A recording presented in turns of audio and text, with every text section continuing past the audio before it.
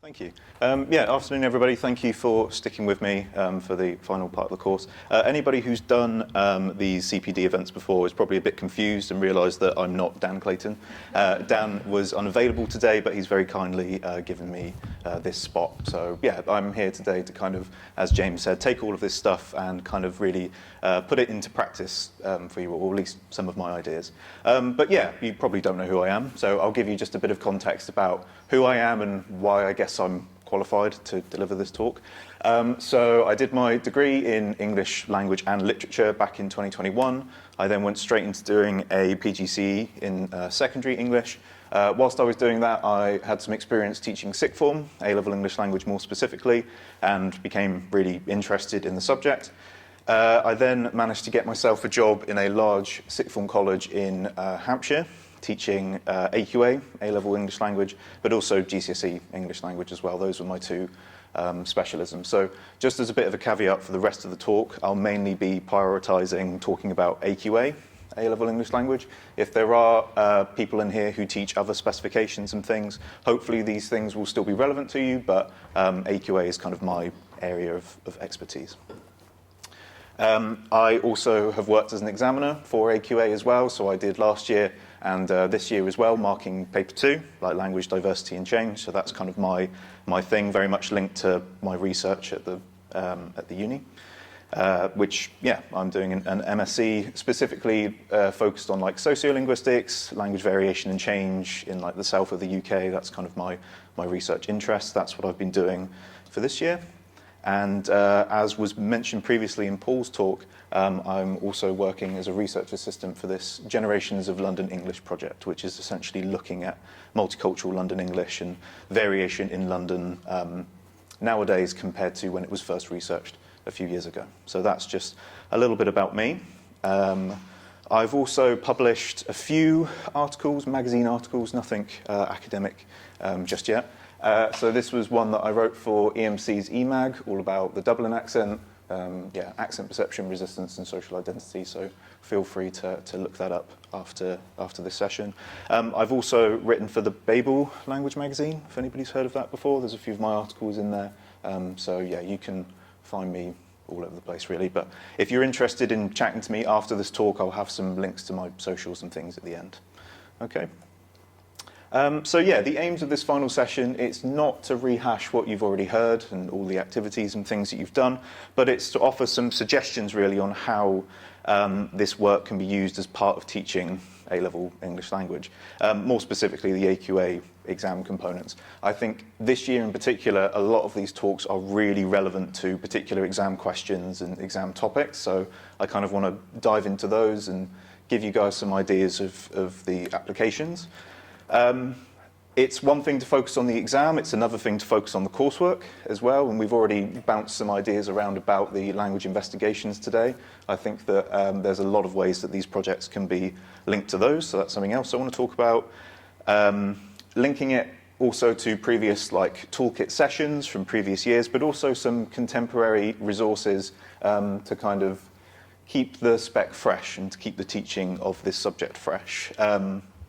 I appreciate that being previously a teacher myself, you guys don't have a lot of time to kind of dive into contemporary materials and research and things like that. So given that I've taken a year out of teaching, my goal is to kind of give you some suggestions of websites and things like that that you might be able to use just to kind of spice up the teaching of this subject a little bit. And yeah, ultimately we are all here because we find the subject interesting and we want to pass that on to students as well, right? So hopefully we can come up with some ideas for generating like lead-in or recruitment activities for open days and so on and so forth if you're struggling with numbers. Just for a bit of context, I mentioned that I was from a large sixth form college in Hampshire. I think our cohort across 2 years for A-level English Language was around 200. So we did have quite a few students, so I can kind of talk to you a little bit about strategies that we had to recruit students and things, because for a lot of you, you probably don't have numbers that big, I imagine. Yeah, so I've got some ideas from my time at that college. Cool. But just to start out, how many of you are new to teaching English language? Is there anyone who's like in their first or second year of teaching the subject? Okay, cool. And also, just a show of hands, how many of you don't have a degree in English language? How many of you are trained in like lit or politics or something? Yeah. So there's quite a few people who go into teaching this subject, and you probably don't really have much knowledge of English language teaching and linguistics as a discipline, right? It's kind of niche, and it can be quite overwhelming, both for students, because as we know, and as we'll probably discuss later, the GCSE is slightly problematic for various different reasons. But one of the main issues with it is that it doesn't really prepare students for the A-level that well. So that's one kind of issue. But the other issue is that because it's got lots of niche concepts and ideas in it, it can be quite overwhelming for teachers as well. Like, where do you start with teaching this subject? How do you get students prepared for that exam? So just as a general starting point, and this is something that I would really recommend, many people will start with like an introduction to the varying language levels, right? So lexis, grammar, phonology, prosodics, all of those different things. And you would probably use like short texts as a way to kind of explore analytical tools and things like that, to get students familiar and comfortable with that idea of exploring text and dissecting the language. But at some point, we are going to need to address this idea of representation, but also this idea of context, right? Lauren mentioned earlier that spoken language and written language are fundamentally different, and for everybody in here, we obviously know that to be the case, but for a lot of students, the GCSE doesn't really ask them to consider those contextual differences. They just look at a text and they analyze the language, right? So there's a couple reasons why we need to focus on representation and context. It's a big part of the course. Obviously, Paper 1, Section A, and again, I'm primarily talking about AQA here, is completely dedicated to representation analysis of a new text and an old text.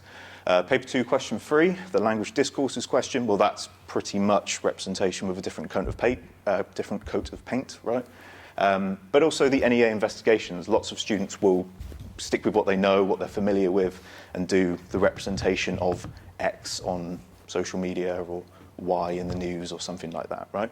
So they need to be familiar with this kind of nebulous concept.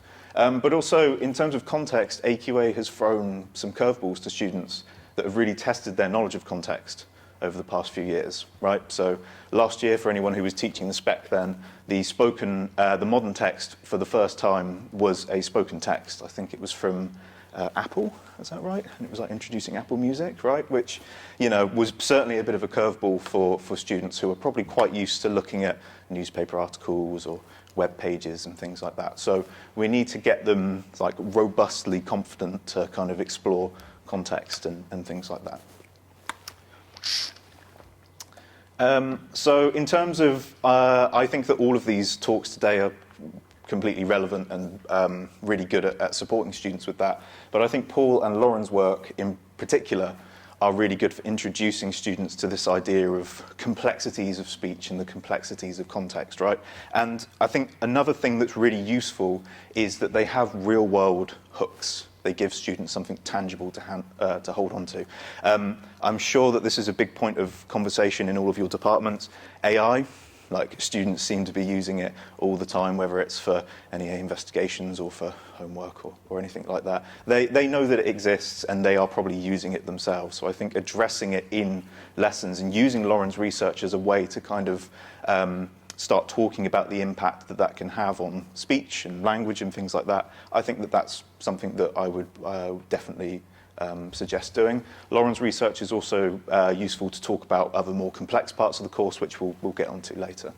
But yeah, Paul's work as well. I mean, multicultural London English, most students will at least have an idea of what that variety looks like and what it sounds like, even if they can't necessarily early doors attribute it being a multi-ethnolect or whatever else. So I think those two bits of research in particular are really good starting points, but also Selina's research as well. It's a really good way of exploring the impact that context can have on language production. You don't necessarily have to dive into the socio side of things too quickly. We don't want to overwhelm students and scare them with waves of theory and center of gravity and S and all of that stuff. But certainly this idea that your gender impacts the way that you talk, or your sexuality might influence the way that you talk as well. All of those things are really nice, introductory, safe markers to kind of give to students. But of course, we've also got to talk about child language as well, another key kind of aspect of the course. Again, this talk will mainly focus on the child speech question. I know that there's obviously children's writing is a possible question as well, but to my knowledge, most students are more confident answering the speech side of things. I'm sure that's probably the case in many of your departments as well. I think you can look at the maths actually and see like the ratio of students who do the speech to writing question.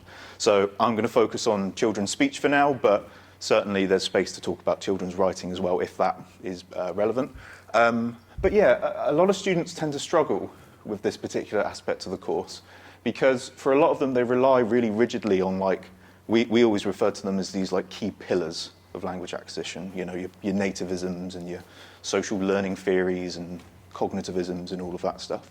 And they might not necessarily be relevant to the question. And so you end up with essays kind of really trying to shoehorn in these concepts to a transcript that's just not built for that sort of discussion. So we want to give students a bit more like general ideas or general case studies that they can apply to those other kind of transcripts. And I think Catherine's work will work really well as a nice way to kind of introduce students to that. Not just to the concept of infant-directed speech or child-directed speech, which, as we know, is a big part of the course, but also just to current research that's being conducted in the field. You know, Chomsky, Skinner, Vygotsky, a lot of that stuff will be familiar to you and your students, but they're a little bit outdated in comparison to what's actually happening in the field now. The other thing that I would also suggest, and I think is really good, is talking about this idea of the Bober and Kiki effect. It's a really nice, quick activity. You can just Google Bober and Kiki, stick it on the board, and then you've got a starter, right? So it's a nice way to hook students into this idea about iconicity, but also some of those examples that she mentioned from Japanese. I think they would be really good to kind of hook students in and get them talking about this. So those are some ideas for child language. And yeah, with regards to like the socio side of things, language diversity, paper 2, it's in the name, right? Language diversity and change. They need to have a really secure understanding of that subject area to succeed. And again, could also be useful for their NEA investigation as well. AO2 is a big part of that mark scheme.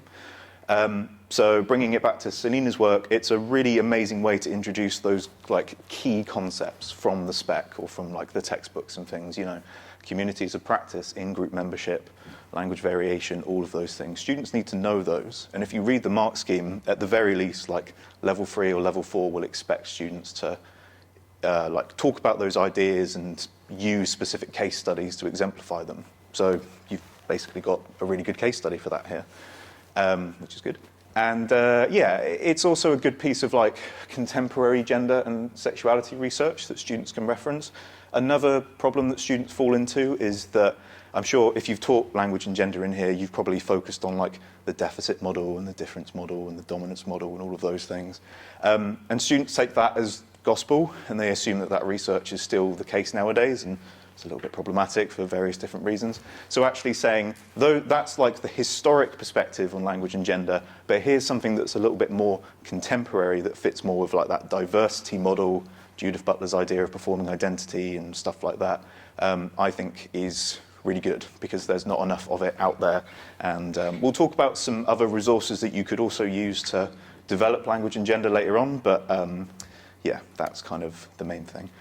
And yeah, before I get into like specific details for case studies, MLE and language discourses, I'm sure everybody here has taught MLE at some point, and if you have, you probably mentioned Paul's work. It's hard to kind of talk about multicultural London English without some reference to your work. So it's really cool that you're here, Paul. I'm sure that a lot of people are kind of excited to have heard your talk and things.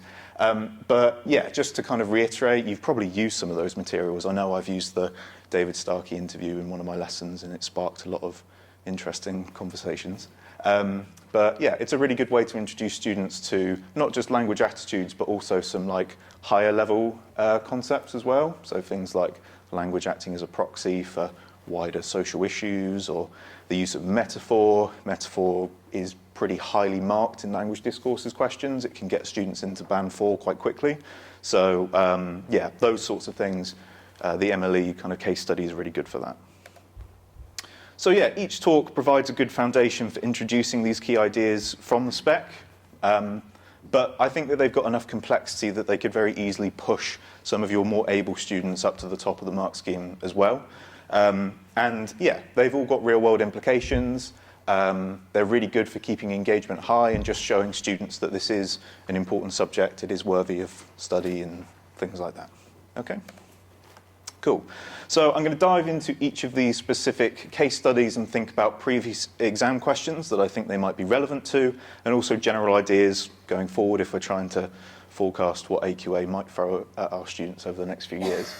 So this is kind of how I thought about all of these case studies. So Selena's work, really good for paper 2 and for the language investigation, and you can see the rest there. I think that all of these case studies will be relevant to the investigation in some way. It just depends on what your students want to study. So, for example, I think Selena's work would be really good for anything looking at gender, because I think that students are quite interested at looking at gender in their NEAs, but also sport as well. I think that a lot of students look at like the representation of different people within a sports context. That seems to be quite popular. And I think that this would be a really good foundation for showing students how that could be done, you know, bringing all of those different ideas together. Equally, like Paul's work, for example, I know a lot of my students did NEA projects on language attitudes themselves. And I'll talk about this more later, but Paul's work provides a nice kind of like example of a methodology of how they might like to do that. You know, you gather some texts and you kind of develop your own mini corpus, and then you start to look for representations from there. So yeah, this is just a broad overview of the applications, I think, for all of these case studies. Yeah, they're all pretty good, really. So yeah, let's start off with Catherine's work. So obviously, the main link, child language acquisition, I don't think that's uncontroversial. It's perfect for child language transcripts that involve any like child-directed speech in some capacity. I think there are a few out there that are like child-to-child interactions, so it might not be as relevant for those, but certainly for any transcripts where there, you know, there's a caregiver involved, I think that that would be really relevant. It's also really good for getting kids to think about prosody and intonation and the role that those things play in interaction as well. And it's really good for exploring AO2 concepts like iconicity, as was previously mentioned. Obviously, one of the high-level skills that students need to be able to show is that ability to synthesize and link research together.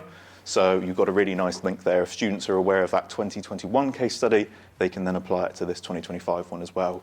And then as an examiner, you'd be going tick, tick, tick, right? That's really good links, again, if it's relevant to the question.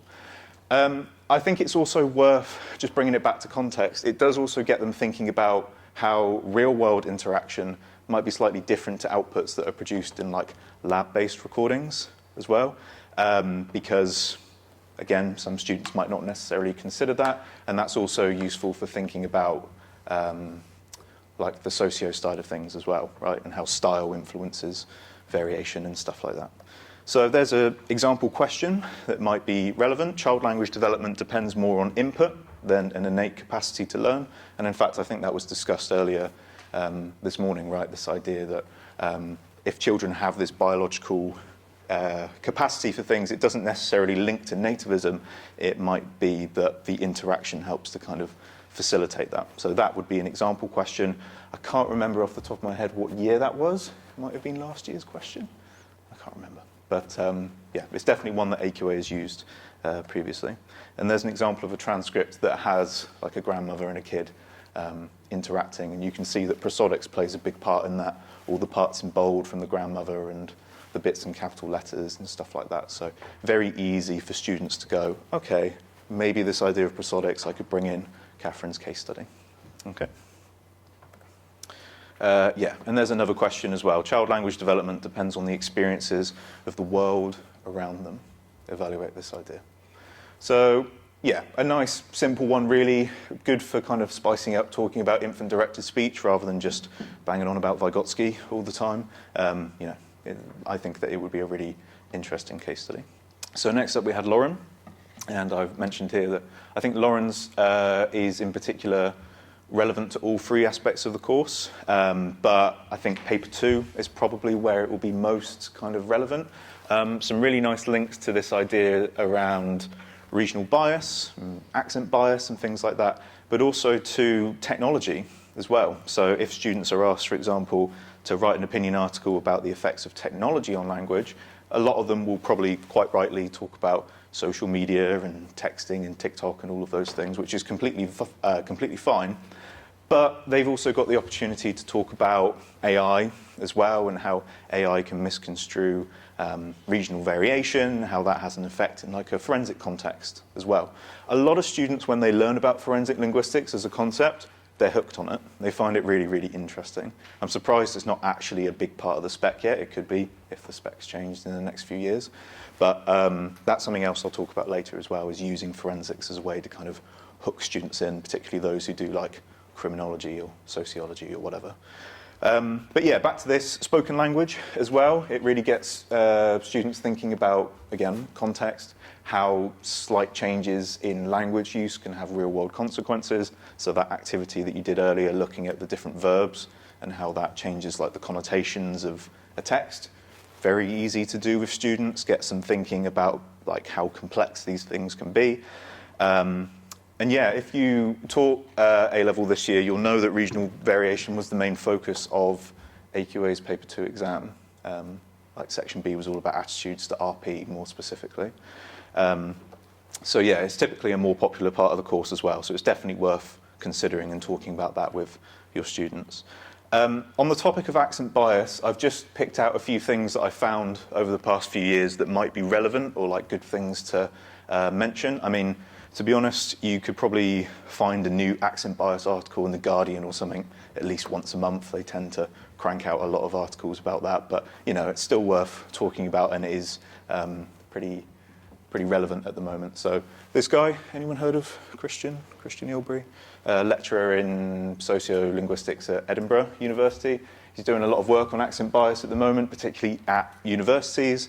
And yeah, so he ran this whole CPD session on accent bias, and somebody has addressed concerns saying that they need to do a reversal of that because whenever he hears somebody with a plummy accent, he assumes that they're an entitled snobby plonker. To which Christian's gone, you probably missed the point a little bit there.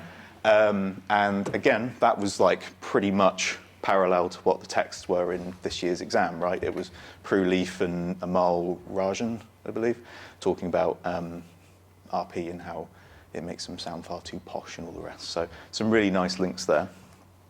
But also bringing it back to this forensic context, there was a lot of research from, I want to say, Nottingham Trent University, I think, about accent bias in like a legal context, and this Guardian article here shows kind of the impact of that. So people with working class accents more likely to be suspected of committing crimes. So it goes a bit beyond like the matched guys experiment, like Dixon's research into juries and things like that, that most of your students will probably be familiar with.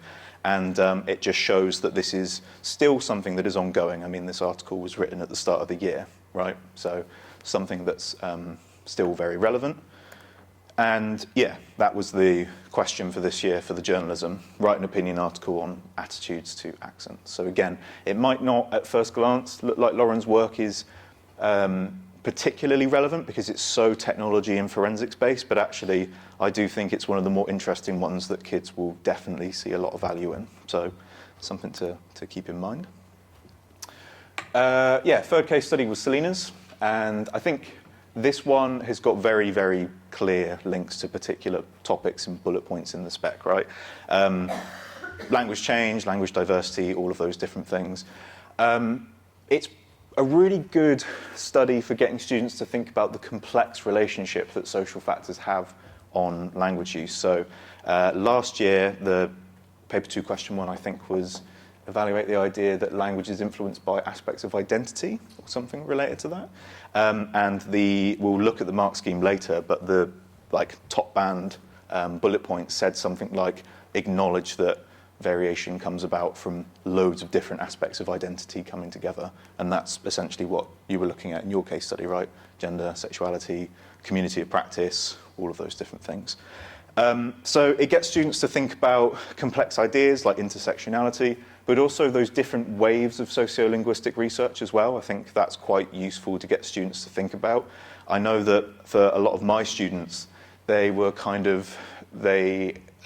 were quite attached to the first wave of thinking and assuming that all men talk this way and all women talk this way and people from this location speak like that and things like that. And it's partly true, but we do want them to think about the kind of complexity of identity and stuff like that.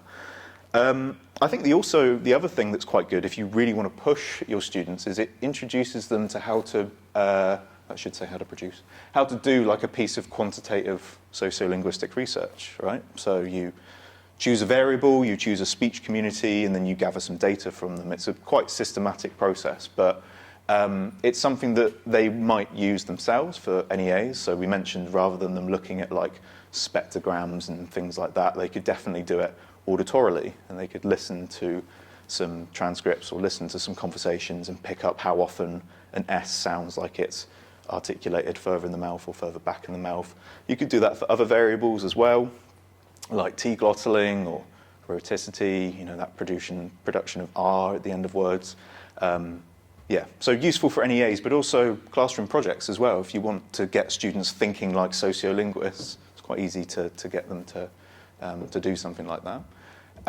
Yeah, and as I mentioned before, it does fit in with some more like recent materials, I guess, that have been created to help students move away from that outdated gender research, you know, your Jespersons and your Lakoffs and your whoever else, Deborah Tannens and whatever else, yeah. I should really have asked Dan if I could get some commission for referencing some of his stuff, but I didn't. So yeah, the Lexis podcast and this New Directions resource pack, both of those have got some examples of like current gender research that's been conducted as well. So I'd strongly suggest looking at that if you want to spice up your schemes of learning a little bit. Yeah, so that was the question last year. Evaluate the idea that a person's language use is determined by their identity. And that was the question this year. Evaluate the idea that aspects of context determine how a person uses language. Both of those questions could easily be discussed with this case study, I think. And yeah, if you look at the mark scheme up there, it's a little bit small. Up at top, band 5, explore ideas of language as performative of identity, evaluate effects of social and cultural attitudes on language use. All of those things can be explored and extrapolated from this particular case study. So it's quite good if you want to push students all the way to the top of AO2. But even if you've got a kid who's straddling that kind of like D grade, C grade border, or trying to push them from a C to a B, for example, very nice way to get them to show knowledge of research on language and gender, for example. A nice level 3 bullet point there, but also some of those level 4 ideas as well, like the interplay of variety of social identities, gender, and all of that stuff as well. It does have some links to a specific like gender-focused question, like the one in 2017 about women's language. You could certainly use it in that context as well.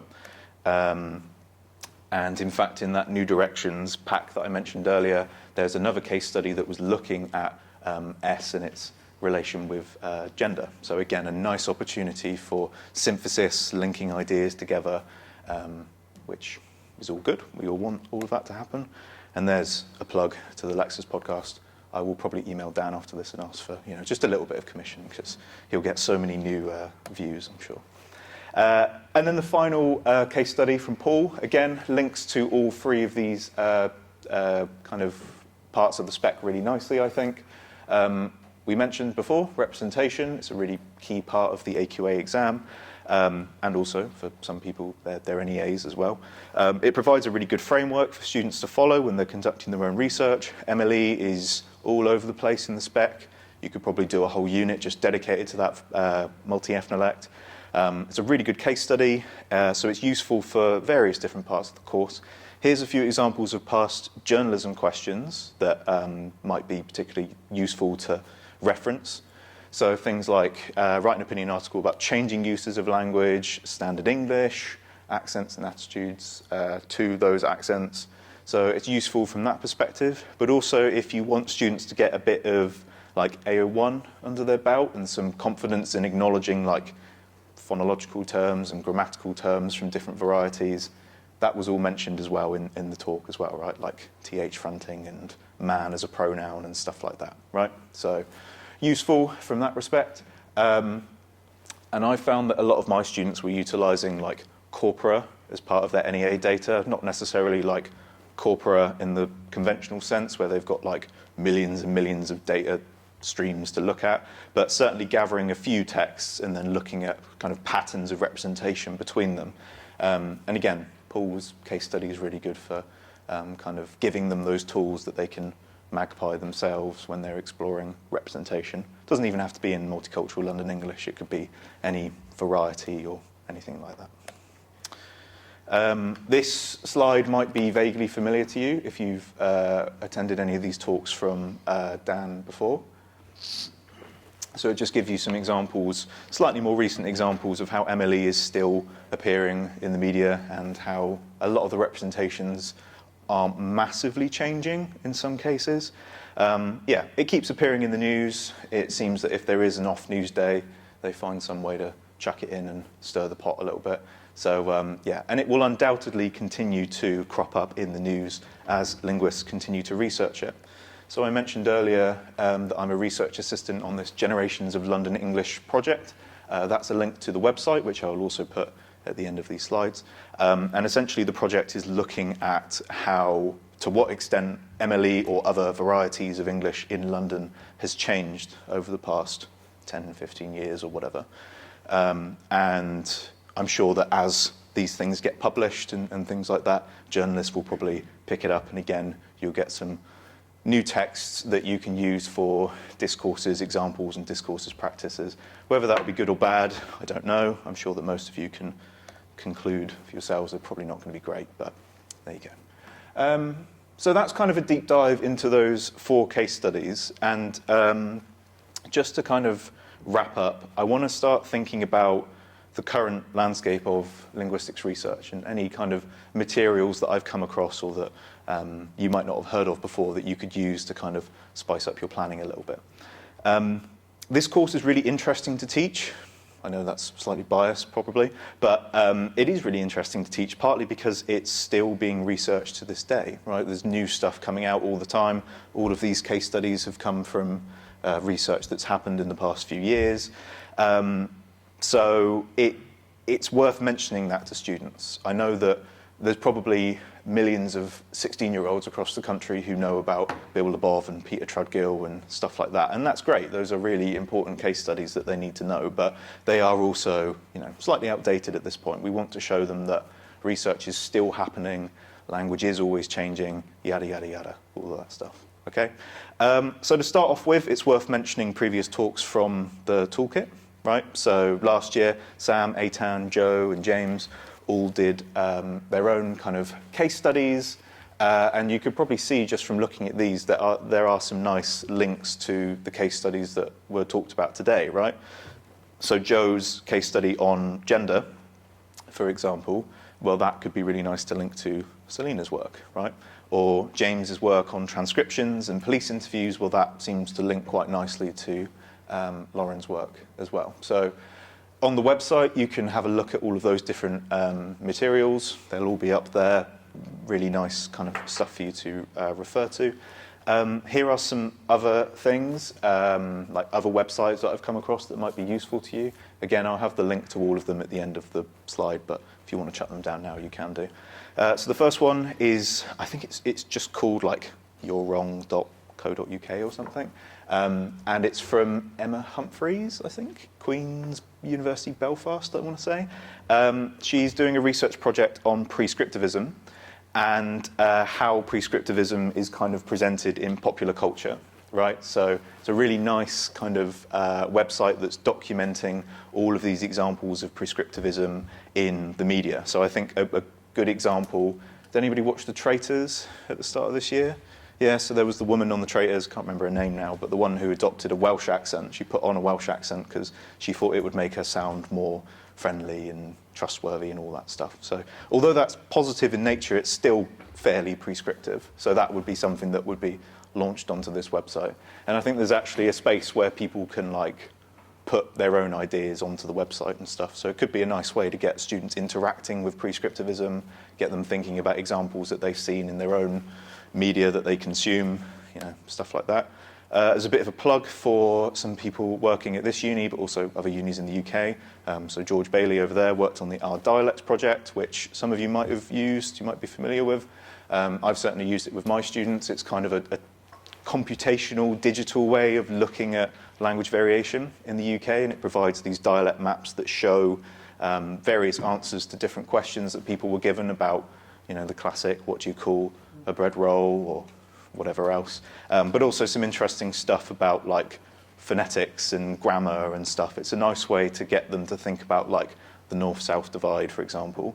So that's Our Dialects.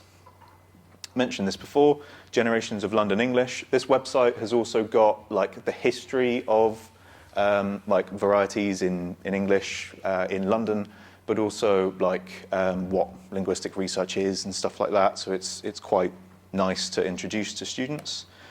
At the same time, Mercedes Durham, I think her name is, at Cardiff University, is looking at language variation and change in Wales. So if that's also of interest, you could have a look at some of that research that's being done. I think she did a Lexis podcast episode on that as well, so could signpost that to students. Speak of the devil.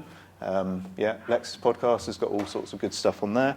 I think you guys did a podcast episode, didn't you, a couple of weeks ago, so you could also go and listen to that. On more the representation side of things, I went to the University of Gloucestershire for my undergrad, and there I was taught by a guy called Aaron Stibbe. Some of you might be familiar with him. He's a professor of ecolinguistics, which is basically like representation mixed with like ecology. So you look at like how the natural world is represented and all sorts of stuff like that.